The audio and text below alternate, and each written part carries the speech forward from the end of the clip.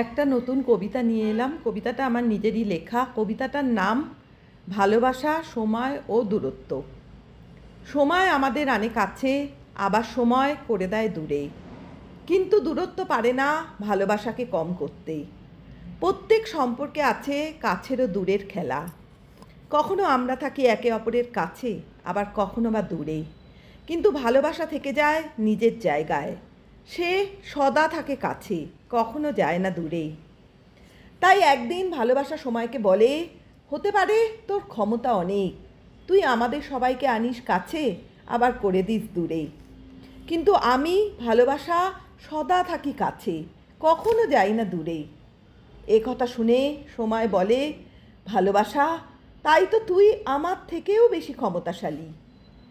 প্রত্যেকের নিজের প্রতি নিজের ভালোবাসা আর একে অপরের প্রতি ভালোবাসার ভিতর দিয়ে আমরা পূরণ করি আমাদের সব স্বপ্নগুলোকে। তাই সময় পুনরায় ভালোবাসাকে বলে, ভালোবাসা, তুই আগলে রাখ নিজেকে নিজের মতো করে, যাতে আমি চলতে পারি তোর ভিতর দিয়ে। নমস্কার।